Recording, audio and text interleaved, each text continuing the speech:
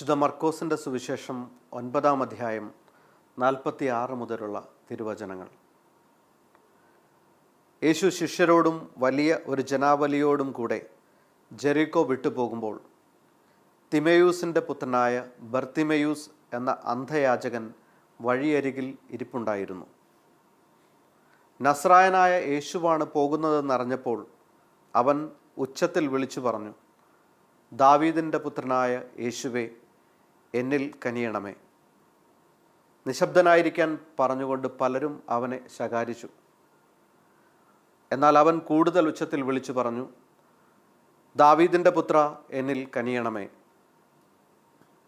യേശു പെട്ടെന്ന് നിന്നിട്ട് പറഞ്ഞു, അവനെ വിളിക്കുക. അവർ അന്ധനെ വിളിച്ച് അവനോട് പറഞ്ഞു, ധൈര്യമായിരിക്കുക, എഴുന്നേൽക്കുക, യേശു നിന്നെ വിളിക്കുന്നു. അവൻ പുറങ്കുപ്പായം ദൂരെ എറിഞ്ഞ് കുതിച്ചു ചാടി യേശുവിൻ്റെ അടുത്തെത്തി. യേശു ചോദിച്ചു, ഞാൻ നിനക്ക് വേണ്ടി എന്തു ചെയ്യണമെന്നാണ് നീ ആഗ്രഹിക്കുന്നത്? അന്ധൻ അവനോട് പറഞ്ഞു, ഗുരു, എനിക്ക് കാഴ്ച വീണ്ടു കിട്ടണം. യേശു പറഞ്ഞു, പൊയ്ക്കൊള്ളുക, നിന്റെ വിശ്വാസം നിന്നെ രക്ഷിച്ചിരിക്കുന്നു. തൽക്ഷണം അവന് കാഴ്ച ലഭിച്ചു. അവൻ യേശുവിനെ അനുഗമിച്ചു. ക്രിസ്തുവിൽ സ്നേഹം നിറഞ്ഞ സഹോദരങ്ങളെ, പുറപ്പാടിൻ്റെ ഈ എപ്പിസോഡിലേക്ക് നിങ്ങൾക്ക് സ്നേഹപൂർവകമായ സ്വാഗതം. ദാവീദിൻ്റെ പുത്ര, എന്നിൽ കനിയണമേ എന്ന് ഉച്ചത്തിൽ നിലവിളിക്കുന്ന ഒരു മനുഷ്യൻ.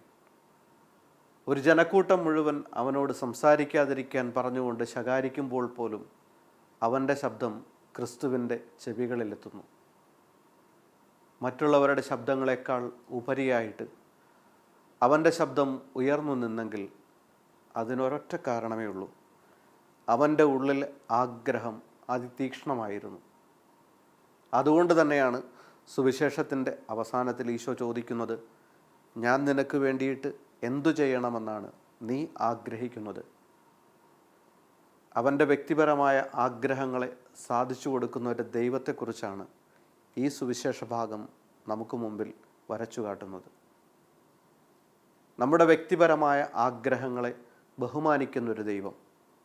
വ്യക്തിപരമായ ആഗ്രഹത്തെ എന്തുകൊണ്ട് ക്രിസ്തു ബഹുമാനിച്ചു?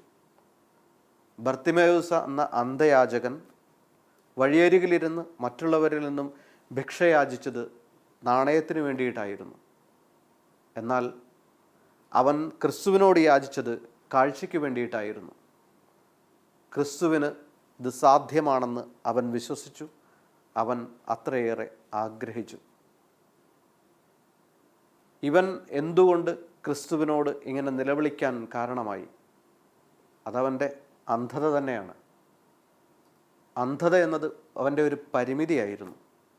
പക്ഷേ ഈ പരിമിതികൾക്കുള്ളിൽ തനിക്കുണ്ടായിരുന്ന സാധ്യതകളെ ഏറ്റവും നന്നായിട്ട് ഉപയോഗപ്പെടുത്തിയ ഒരു മനുഷ്യനായിട്ടാണ് ബർത്തിമേയൂസിനെ നമ്മൾ കണ്ടെത്തുക. ഇവൻ കേൾക്കുക മാത്രം ചെയ്തു. അവൻ കേട്ടതിനെക്കുറിച്ച് അവൻ കൂടുതൽ ഉച്ചത്തിൽ നിലവിളിച്ച് പ്രാർത്ഥിച്ചു.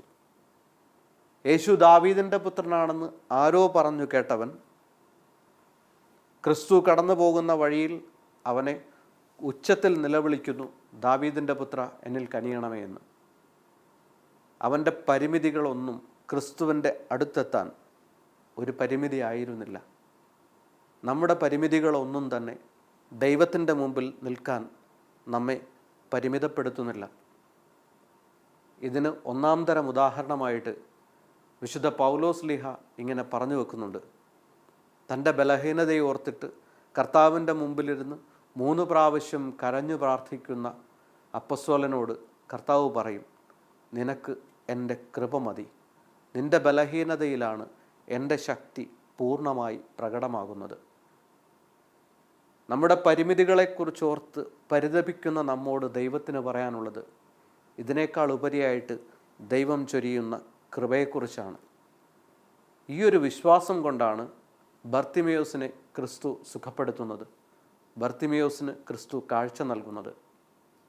അവൻ്റെ മുമ്പിൽ ക്രിസ്തു വരുമ്പോൾ കാഴ്ച കൊണ്ടല്ല അവൻ കണ്ടത്, അവൻ്റെ ഉൾക്കണ്ണുകൊണ്ട് അവൻ കണ്ടു. ക്രിസ്തുവിനെക്കുറിച്ച് അവൻ കേട്ടു. അങ്ങനെയെങ്കിൽ വിശ്വാസം ഉത്ഭവിക്കുന്നത് എങ്ങനെയെന്ന് വചനം നമ്മോടിങ്ങനെ പറഞ്ഞു വയ്ക്കും. വിശ്വാസം കേൾവിയിൽ നിന്നും, കേൾവി യേശുക്രിസ്തുവിനെക്കുറിച്ചുള്ള പ്രസംഗത്തിൽ നിന്നുമാണ്.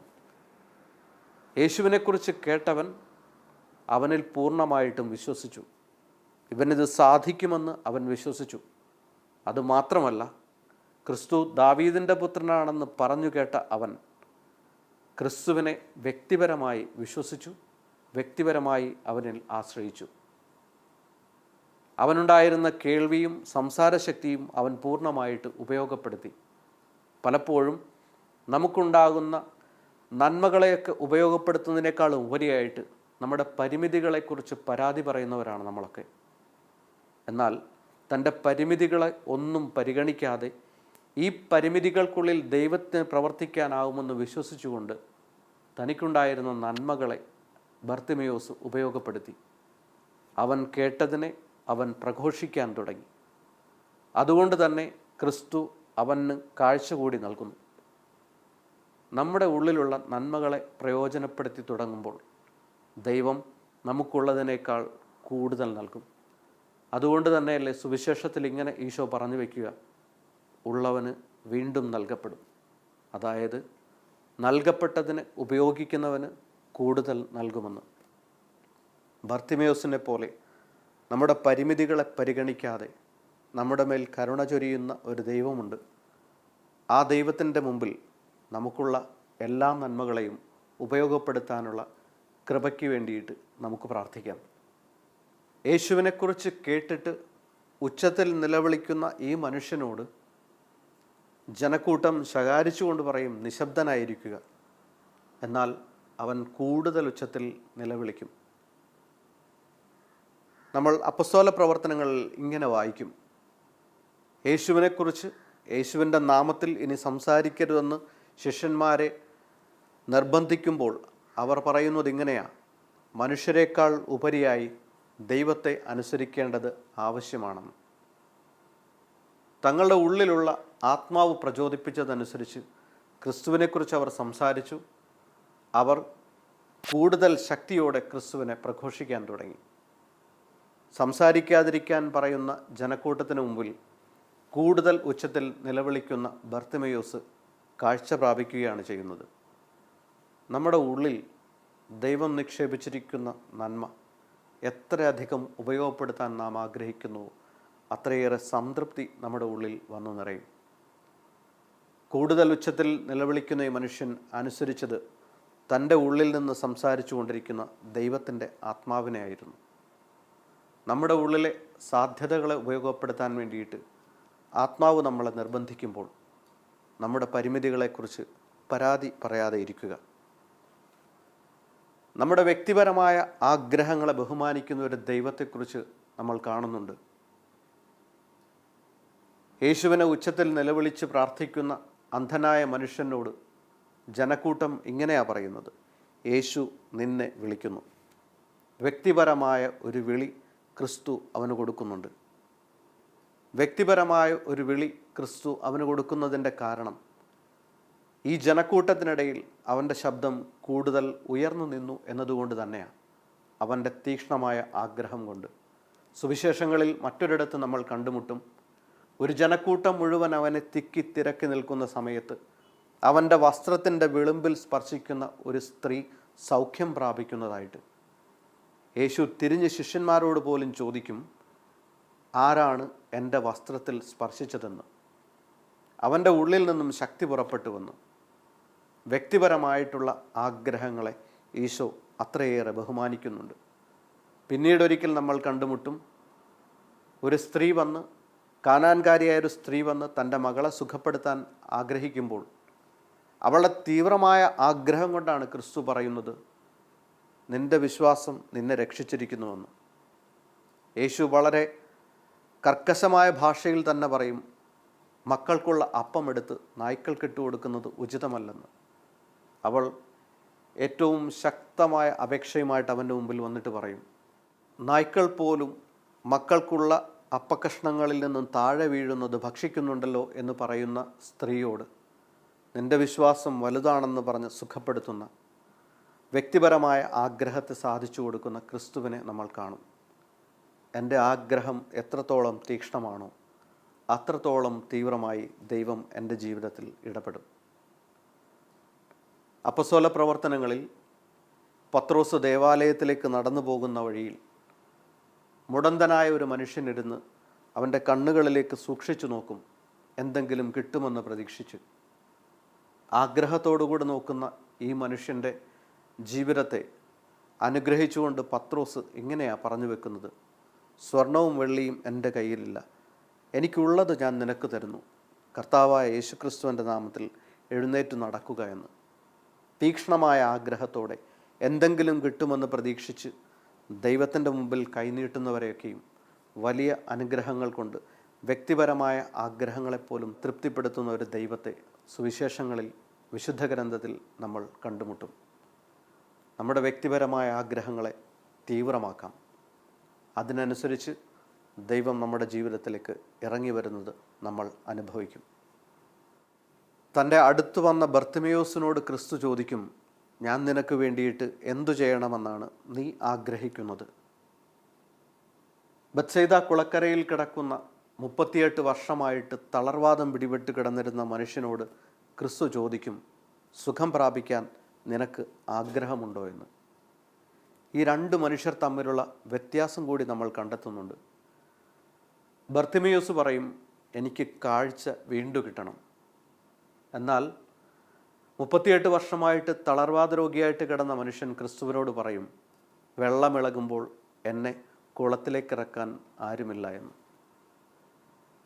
ബർത്തിമയോസ് തൻ്റെ ജീവിതത്തിൽ ഒരു സാധ്യത കണ്ടെത്തുമ്പോൾ ഈ മനുഷ്യൻ തനിക്ക് മുമ്പിലുള്ള അസാധ്യതകളെയാണ് കണ്ടെത്തുക. ദൈവത്തിന് എന്നും പറഞ്ഞു വയ്ക്കാനുള്ളത് ഈ ഒരു കാര്യം തന്നെയായിരുന്നു. ദൈവത്തോടൊപ്പം ചേർന്ന് നിൽക്കുന്ന മനുഷ്യർക്ക് എല്ലാം സാധ്യമാണ്. ദൈവത്തിൽ വിശ്വസിക്കുന്നവർക്കും എല്ലാം സാധ്യമാണ്. അവൻ്റെ ആഗ്രഹം തൻ്റെ രോഗത്തിൽ നിന്നും സുഖപ്പെടുക എന്നതായിരുന്നു എന്ന് മനസ്സിലാക്കിയ ക്രിസ്തു ഈ മനുഷ്യനോട് പറയും, നീ നിൻ്റെ കിടക്കയും എടുത്ത് നടക്കുക. അന്ധനായ ബർത്തിമയോസിനോട് പറയും, പൊയ്ക്കൊള്ളുക, നിൻ്റെ വിശ്വാസം നിന്നെ രക്ഷിച്ചിരിക്കുന്നുവെന്ന്. നമ്മുടെ ആഗ്രഹങ്ങളെ ബഹുമാനിക്കുന്ന ഒരു ദൈവത്തെ ധ്യാനിച്ചു തുടങ്ങാം. നമ്മുടെ ജീവിതത്തിലെ സാധ്യതകളെക്കുറിച്ചാണ് ദൈവം എന്നും നമ്മോട് സംസാരിക്കുന്നത്. ജീവിതത്തിൻ്റെ പരിമിതികളെക്കുറിച്ച് സംസാരിച്ചു തുടങ്ങുന്ന മനുഷ്യരെ സുവിശേഷത്തിൽ നമ്മൾ കണ്ടുമുട്ടും. വിശുദ്ധ ഗ്രന്ഥത്തിൻ്റെ ആദ്യം മുതലേ നമ്മൾ കണ്ടുമുട്ടും. സർപ്പം നിർദ്ദേശിച്ചതനുസരിച്ച് ദൈവം പറിച്ചു തിന്നരുതെന്ന് പറഞ്ഞ പഴം പറിച്ചു തിന്ന ആദവും ഹവയും ഒളിച്ചിരിക്കുന്നതായിട്ട് ഉൽപ്പത്തി പുസ്തകത്തിൽ നമ്മൾ വായിക്കും. ഇത് കഴിഞ്ഞിട്ട് ദൈവം അവരെ അന്വേഷിച്ചിറങ്ങും. വൈകുന്നേരമായപ്പോൾ തോട്ടത്തിൽ ഉലാത്താൻ ഇറങ്ങിയ ദൈവം ആദത്തിനോട് ചോദിക്കും, നീ എവിടെയാണെന്ന്. ആദം ദൈവത്തോട് പറയും, ഞാൻ നഗ്നനായതുകൊണ്ട് ഒളിച്ചിരുന്നതാണെന്ന്.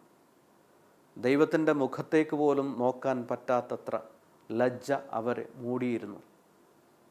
ഇനി ഒരിക്കലും ദൈവത്തെ കാണാൻ, ദൈവത്തിന് മുഖാഭിമുഖം ദർശിക്കാൻ തങ്ങളുടെ ഉള്ളിൽ നന്മ അവശേഷിക്കുന്നില്ലെന്ന് അവർ പരാതിപ്പെട്ടു തുടങ്ങുന്ന സമയമായിരുന്നു ഇത്. പരസ്പരം കുറ്റപ്പെടുത്തുന്ന സമയത്ത് ദൈവം അവരെ തൻ്റെ അടുക്കലേക്ക് വിളിക്കും. അതിനുശേഷം ദൈവം തോലുകൊണ്ടൊരു വസ്ത്രമുണ്ടാക്കി അവരെ അണിയിക്കും. ഇതിനുശേഷം ഇങ്ങനെയാണ് പറഞ്ഞു വെക്കുന്നത്, നിന്റെ സന്തതി അവൻ്റെ സന്തതിയുടെ തല തകർക്കുമെന്ന്. സർപ്പത്തിൻ്റെ മുമ്പിൽ തോറ്റുമടങ്ങിയ സ്ത്രീയോട് ദൈവം പറഞ്ഞു വെക്കുന്നത്, അവൻ്റെ സന്തതിയെ തകർക്കാനുള്ള ശക്തി നിന്റെ സന്തതിക്കുണ്ടാവുമെന്ന്. മനുഷ്യൻ്റെ ഏറ്റവും വലിയ സാധ്യതകളെ, എല്ലാറ്റിനെയും മറികടക്കാനുള്ള സാധ്യതയാണ് ദൈവം ആദത്തിനോടും ഹവ്വയോടും പറഞ്ഞു വെക്കുന്നത്. നമ്മളോട് ഓരോരുത്തരോടും വ്യക്തിപരമായിട്ട് ദൈവത്തിന് പറയാനുള്ളതും ഇതുതന്നെയാണ്. പരിമിതികളെ കണക്കിലെടുക്കാതിരിക്കുക. പരിമിതികൾക്ക് മീതെ ദൈവം നൽകുന്ന ഒരു തോൽവസ്ത്രമുണ്ട്, ദൈവത്തിൻ്റെ കൃപയുടെ തോൽവസ്ത്രം. ഈ ദൈവത്തിൻ്റെ കൃപയുടെ തോൽവസ്ത്രം അണിയുന്ന മനുഷ്യർക്ക് എന്തിനേയും തകർക്കാനാവും, എന്തിനേയും മറികടക്കാനാവും. മരുഭൂമിയിൽ ഒരു മനുഷ്യൻ കപ്പൽ പണിതു തുടങ്ങി. അവനെ കണ്ട മനുഷ്യരൊക്കെ തലകുലുക്കി ചിരിക്കാൻ തുടങ്ങി. മരുഭൂമിയിൽ എന്തിന് ഈ പേടകം പണിയണം?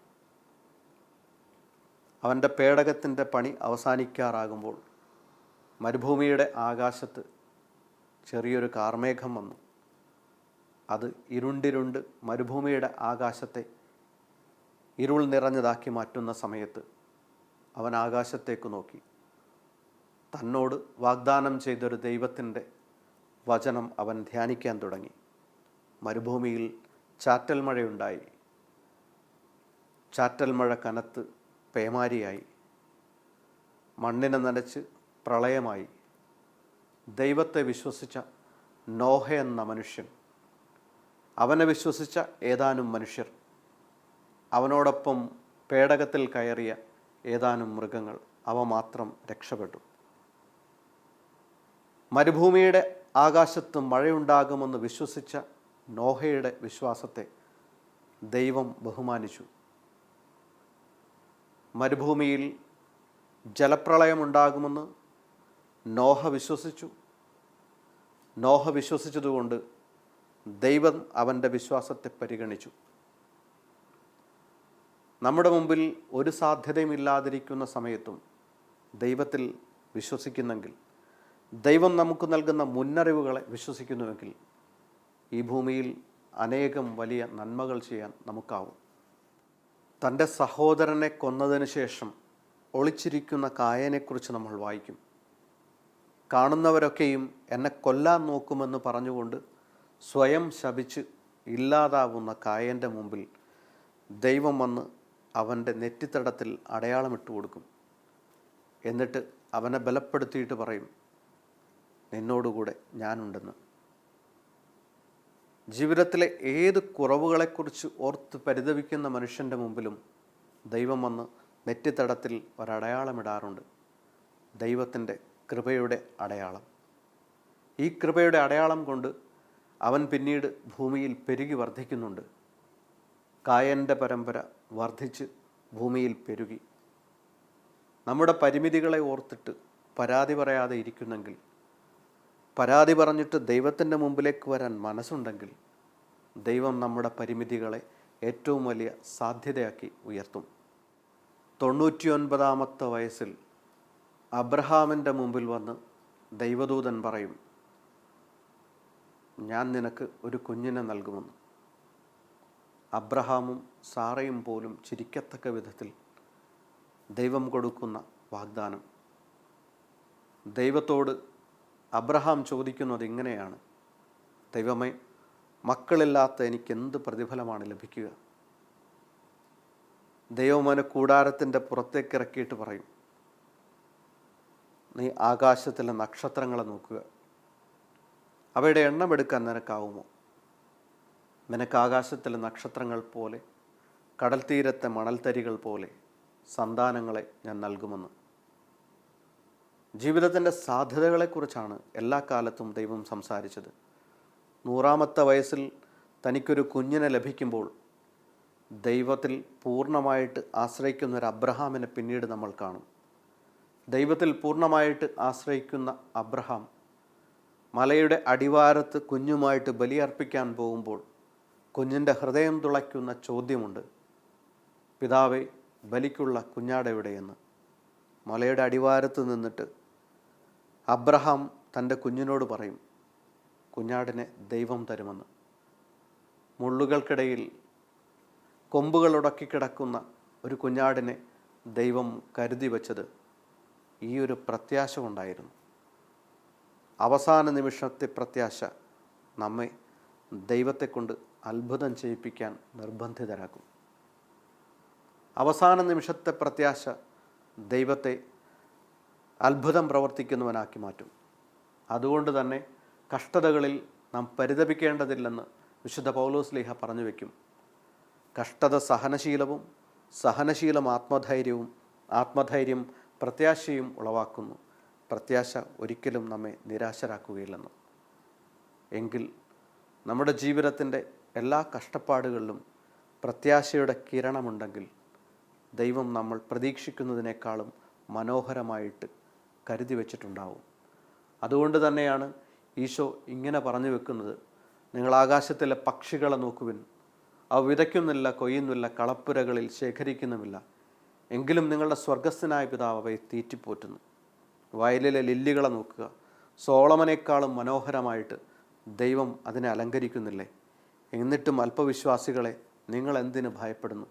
ജീവനെക്കുറിച്ചോ ഭക്ഷണത്തെക്കുറിച്ചോ വസ്ത്രത്തെക്കുറിച്ചോ ഒന്നിനെക്കുറിച്ചും നിങ്ങൾ ഒട്ടും ആശങ്കപ്പെടേണ്ടതില്ല.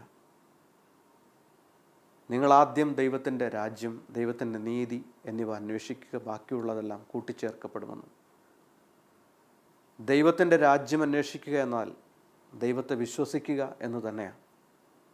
ദൈവത്തെ വിശ്വസിക്കുന്ന അന്ധനായ ബർത്തിമേയോസിനെ തൻ്റെ പിൻഗാമിയാക്കിയിട്ട് ക്രിസ്തു കൊണ്ടുപോകുന്നുണ്ട്. അവൻ്റെ അനുയായിയായിട്ട് ക്രിസ്തുവിൻ്റെ പിന്നാലെ നടന്നു പോകുന്നതായിട്ട് നമ്മൾ കാണും. വിശ്വസിച്ച മനുഷ്യരൊക്കെയും യേശുവിൻ്റെ പിറകെ നടന്നു പോകുന്നതായിട്ട് നമ്മൾ കാണും. ദൈവരാജ്യത്തിൽ വിശ്വസിക്കുക എന്നത് നമ്മുടെ ജീവിതത്തിലുള്ള പരിമിതികളെയൊക്കെ മറന്നിട്ട് ദൈവത്തിൽ പൂർണ്ണമായിട്ട് ആശ്രയിക്കുക എന്ന് തന്നെയാണ്. ദൈവത്തിൽ പൂർണ്ണമായിട്ട് ആശ്രയിക്കുന്നവർക്ക് വേണ്ടിയിട്ട് ദൈവം ഒരത്ഭുതം കരുതി വച്ചിട്ടുണ്ടാവും. ഈജിപ്തിലെ അടിമത്തത്തിൽ തൻ്റെ ജനം കഷ്ടപ്പെടുന്നത് കണ്ടിട്ട് ഒരു ഈജിപ്തുകാരനെ കൊല്ലുന്ന മോശയെക്കുറിച്ച് നമ്മൾ വായിക്കും. തൻ്റെ സഹോദരങ്ങൾ തമ്മിൽ അടികൂടുന്നത് കണ്ടിട്ട് അവരുടെ ഇടയിൽ സമാധാനമുണ്ടാക്കാൻ ശ്രമിക്കുന്ന ഒരു മോശ അവരുടെ വാക്ക് കേട്ടിട്ട് ഭയപ്പെട്ട് ഓടിപ്പോരും. ജത്രോയുടെ വീട്ടിലെത്തി അവൻ്റെ ആടുകളെ പരിപാലിക്കുന്ന മോശ സ്വപ്നത്തിൽ പോലും ചിന്തിച്ചില്ല ദൈവം ജനത്തിൻ്റെ വിമോചകനായി തന്നെ തിരഞ്ഞെടുക്കുമെന്ന്. മുൾപ്പടർപ്പിൽ കത്തിജ്വലിക്കുന്ന ദൈവം അവനോട് പറയുന്നത് നീ തിരികെ പോവുക എന്ന് തന്നെയാണ്. ഒന്നിനെയും ഭയപ്പെടാതിരിക്കാനൊരു വിളി വിശ്വാസത്തിൻ്റെ വിളിയാണെന്ന് മോശയെ ദൈവം ബോധ്യപ്പെടുത്തുകയായിരുന്നു. താൻ ഭയപ്പെട്ട് ഓടിപ്പോന്നിരുന്ന അതേ സ്ഥലത്തേക്ക് തിരികെ പോകാൻ ദൈവം അവനെ നിർബന്ധിക്കുന്നു. ഈ മോശ ജനത്തിൻ്റെ വിമോചകനായിത്തീരുന്നു. ദൈവം വിളിക്കുന്ന സമയത്ത് മോശ പറയുന്നത് പോലും ഒരു പരിമിതിയെക്കുറിച്ചാണ്. കർത്താവേ, ഞാൻ വിക്കനാണ്, സംസാരിക്കാൻ എനിക്ക് പാടവുമില്ല എന്ന്. ദൈവം അവൻ്റെ മാനുഷിക പരിമിതിയെ എടുത്തു മാറ്റുകയല്ല ചെയ്യുന്നത്. ഈ പരിമിതിക്ക് അവന് സഹായകനായി അഹറോൻ എന്ന സഹോദരനെ നൽകുകയാണ് ചെയ്യുന്നത്. ഇതിനൊരർത്ഥം കൂടിയുണ്ട്. നമ്മുടെ മാനുഷിക പരിമിതികൾക്കുള്ളിൽ നിന്നുകൊണ്ട് തന്നെ ദൈവത്തോടൊപ്പം നമുക്ക് ചെയ്യാവുന്ന ഒത്തിരി വലിയ അത്ഭുതങ്ങളുണ്ട്. മോശയോടൊപ്പം ചേരുന്ന അഹറോൻ മോശയ്ക്ക് വേണ്ടി ദൈവസ്വരം സംസാരിച്ചു തുടങ്ങും. ദൈവം അവനോടുകൂടെയുണ്ടെന്ന ബോധ്യത്തോടുകൂടി അവൻ്റെ കയ്യിലിരുന്ന വടി ഉപയോഗിച്ചപ്പോഴൊക്കെയും മോശ അത്യത്ഭുതങ്ങൾ ചെയ്തുകൊണ്ടിരുന്നു. നമ്മുടെ പരിമിതികളെയൊക്കെയും ഉപയോഗപ്പെടുത്തുന്ന ഒരു ദൈവത്തെക്കുറിച്ച് വിശുദ്ധ ഗ്രന്ഥം നമ്മോട് പറഞ്ഞു വെക്കുന്നുണ്ട്. നമ്മുടെ ഒരു പരിമിതികളും ദൈവത്തിനൊരു പരിമിതിയല്ല. നമ്മുടെ പരിമിതികൾ ദൈവത്തിന് ഇടപെടാനുള്ള വഴികൾ മാത്രം. മോശയ്ക്കൊരു കൂട്ട് നൽകിയ ദൈവം, പൗലോസിൻ്റെ ജീവിതത്തിൽ മുള്ളെടുത്ത് മാറ്റാത്ത ദൈവം, നമ്മുടെ പരിമിതികളെ നമ്മുടെ സാധ്യതകളാക്കി എടുത്തുപയോഗിക്കുന്ന ദൈവമാണെന്ന് നമുക്ക് സൂചന നൽകുന്നു. നമ്മൾ കാണുന്നുണ്ട് എല്ലാ വിളികളിലും ദൈവത്തോട് തങ്ങളുടെ പരിമിതികളെക്കുറിച്ച് പരാതിപ്പെടുന്ന മനുഷ്യരെക്കുറിച്ച്. ഏശയെ വിളിക്കുന്ന സമയത്ത് ഏശയ്യ ദൈവത്തോട് പറയും, കർത്താവേ, ഞാൻ അശുദ്ധനായ മനുഷ്യൻ, അശുദ്ധമായ അധരങ്ങളുള്ളവൻ, അശുദ്ധമായ അധരങ്ങളുള്ള മനുഷ്യരുടെ മധ്യേ വസിക്കുന്നവൻ. അവൻ്റെ നാവിൽ അഗ്നി കൊണ്ട് സ്പർശിച്ചിട്ട് ദൈവം പറയും, അവനെ ശുദ്ധീകരിച്ചുകൊണ്ട് വിശുദ്ധീകരിച്ച് തൻ്റെ പ്രവാചകനായി മാറ്റും. ശക്തമായി ദൈവത്തിന് വേണ്ടി സംസാരിക്കുന്ന, കർത്താവിൻ്റെ കരം രക്ഷിക്കാനാവാത്ത വിധം കുറുകിപ്പോയിട്ടില്ലെന്ന് പറയുന്ന, കേൾക്കാനാവാത്ത വിധം മാന്യം സംഭവിച്ചിട്ടില്ലാത്ത കാതുകളുള്ള ദൈവമെന്ന് പറഞ്ഞ് ദൈവത്തെക്കുറിച്ച് അതിശക്തമായിട്ട് സംസാരിക്കുന്ന ഏശയ്യയെക്കുറിച്ചാണ് നമ്മൾ പിന്നീട് കണ്ടുമുട്ടുന്നത്. യുവാക്കൾ പോലും തളർന്നു വീണേക്കാം, കർത്താവിൽ ആശ്രയിക്കുന്നവൻ വീണ്ടും ശക്തി പ്രാപിക്കും എന്ന് പറഞ്ഞുകൊണ്ട് ദൈവത്തിൽ പ്രത്യാശ അർപ്പിക്കാൻ വേണ്ടിയിട്ട് ജനത്തെ വിളിച്ചു കൂട്ടുന്ന ഏശയ്യയാണ് പിന്നീട് നമ്മൾ കാണുക. നമ്മുടെ പരിമിതികളിൽ ബലപ്പെടുത്തുന്ന ഒരു ദൈവം നമ്മോട് കൂടെയുണ്ട്. തൻ്റെ ദൗത്യത്തിനായിട്ട് ജെറമിയയെ തിരഞ്ഞെടുക്കുമ്പോൾ ജെറമിയ ദൈവത്തോട് പറയും, ഞാൻ വെറും ഒരു ബാലനാണ്, കർത്താവ് അവനോട് പറയും, നീ ബാലനാണെന്ന് പറയരുത്. ഞാൻ എൻ്റെ വചനം നിൻ്റെ നാവിൽ നിക്ഷേപിച്ചിരിക്കുന്നു. പിഴുതെറിയാനും ഇടിച്ചു തകർക്കാനും നട്ടുവളർത്താനും ഒക്കെയായി ഞാൻ നിന്നെ ഇതാ ഈ നിമിഷം എനിക്ക് വേണ്ടി തിരഞ്ഞെടുത്തിരിക്കുന്നുവെന്ന്. നമ്മുടെ പരിമിതികളെ ദൈവം കണക്കിലെടുക്കുന്നില്ല. നമ്മുടെ ഉള്ളിലുള്ള എല്ലാ നന്മകളെയും ഉപയോഗപ്പെടുത്തുക എന്ന് മാത്രമാണ് ദൈവം ആഗ്രഹിക്കുന്നത്. കാനാൻ ദേശം ഉറ്റുനോക്കാൻ പോകുന്നവരിൽ ഒരാൾ ജോഷുവയായിരുന്നു. കാനാൻ ദേശത്തെക്കുറിച്ച്, അവിടുത്തെ സാധ്യതകളെക്കുറിച്ച് അത് കീഴ്പ്പെടുത്താനാവുമെന്ന് മോശയോട് വന്നു പറയുന്ന ഒരാൾ ജോഷുവയായിരുന്നു. മറ്റുള്ളവരെല്ലാം അവിടെ കീഴ്പ്പെടുത്താൻ പറ്റാത്ത വിധത്തിൽ അവിടുത്തെ ജനങ്ങൾ ശക്തരാണെന്ന് പറയുമ്പോൾ ജോഷുവ പറയും, ഇത് കീഴ്പ്പെടുത്താൻ നമുക്ക് സാധിക്കുമെന്ന്. ആ ദേശത്തെക്കുറിച്ച് ഏറ്റവും സുന്ദരമായിട്ട് സംസാരിക്കുന്നത് ജോഷുവ തന്നെയാണ്. ദൈവം ജോഷുവയെ തിരഞ്ഞെടുത്തതിൻ്റെ കാരണവും മോശയുടെ പിൻഗാമിയായിട്ട് തിരഞ്ഞെടുത്തതിൻ്റെ കാരണവും മറ്റൊന്നുമല്ല. അവനോട് ദൈവം പറയുന്ന വചനം ഇങ്ങനെയാണ്: നിൻ്റെ ആയുഷ്കാലത്തൊരിക്കലും ആർക്കും നിന്നെ തോൽപ്പിക്കാനാവില്ല. നമ്മുടെ ജീവിതത്തിലെ നന്മകളെ, സാധ്യതകളെ എത്രമാത്രം നാം ബഹുമാനിക്കുന്നുവോ അത്രത്തോളം ദൈവം നമ്മയും ബഹുമാനിക്കുന്നുണ്ട്. സുവിശേഷങ്ങളിൽ നമ്മൾ കണ്ടുമുട്ടും സക്കേവൂസ് എന്ന മനുഷ്യൻ തൻ്റെ പൊക്കക്കുറവ് കാരണം, ധനവാനാണെന്ന കാരണം കൊണ്ട്, ചുങ്കക്കാരനാണെന്ന കാരണം കൊണ്ട് മരത്തിൻ്റെ മുകളിലിരുന്ന് ക്രിസ്തുവിനെ കാണാൻ ആഗ്രഹിച്ചു. എന്നാൽ ക്രിസ്തു അവനെ വിളിച്ചിറക്കിയിട്ട് പറയും, എനിക്ക് നിൻ്റെ ഭവനത്തിൽ ഇന്ന് ഭക്ഷണത്തിനിരിക്കണമെന്ന്. ദൈവത്തെ കാണാൻ ആഗ്രഹിക്കുന്ന മനുഷ്യർ, തൻ്റെ ജീവിതത്തിലെ പരിമിതികളെക്കുറിച്ച് പരാതി പറയുന്ന മനുഷ്യർ, ഇവരെയൊക്കെയും ദൈവം ചേർത്ത് പിടിക്കും. എന്നിട്ട് അവൻ്റെ ഭവനത്തെക്കുറിച്ചാണ് ക്രിസ്തു പറയുന്നത്, ഇന്ന് ഈ ഭവനത്തിന് രക്ഷ കൈവന്നിരിക്കുന്നുവെന്ന്. നമ്മുടെ പരിമിതികളെയല്ല ദൈവം കണക്കിലെടുക്കുന്നത്. നമ്മുടെ പരിമിതികളെക്കാൾ ഉപരിയായിട്ട് നമ്മുടെ ഉള്ളിൽ പ്രവർത്തിക്കാൻ കഴിവുള്ള ദൈവത്തിലുള്ള വിശ്വാസത്തെയാണ് ദൈവം പരിഗണിക്കുന്നത്. ഒരു രാത്രി മുഴുവൻ അധ്വാനിച്ചിട്ടും ഞങ്ങൾക്കൊന്നും കിട്ടിയില്ല, നീ പറഞ്ഞതനുസരിച്ച് വലയിറക്കാമെന്ന് പറയുന്ന പത്രോസിനെ വള്ളം നിറയെ, വല നിറയെ മീൻ നൽകി ഈശോ അനുഗ്രഹിക്കുന്നത് ക്രിസ്തു തങ്ങൾക്ക് നൽകുന്ന സാധ്യതയെക്കുറിച്ച് പൂർണ്ണമായിട്ടൊരു വിശ്വാസം ഉണ്ടായിരുന്നതുകൊണ്ടാണ്. നമ്മുടെ ജീവിതത്തിൽ ദൈവം അനന്തമായ സാധ്യതകൾ ഒരുക്കി വച്ചിട്ടുണ്ട്. ഇതിനെ കാണാനും നമ്മുടെ ജീവിതത്തിൽ തന്നിട്ടുള്ള നന്മകളെ ബഹുമാനിക്കാനും പരിമിതികളെ ദൈവത്തിന് ഇടപെടാനുള്ള വഴികളാക്കി മാറ്റാനും അനുഗ്രഹിക്കണമേ എന്ന് നമുക്ക് പ്രാർത്ഥിക്കാം. ദൈവം നമ്മെ അനുഗ്രഹിക്കട്ടെ.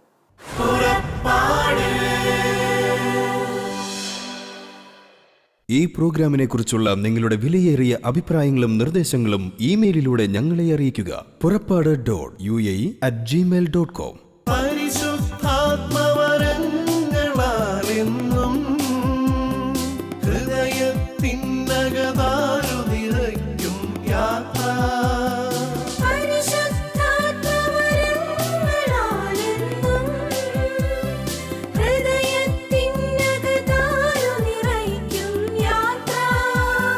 മേഘത്തണലായി അഗ്നിനാളമായി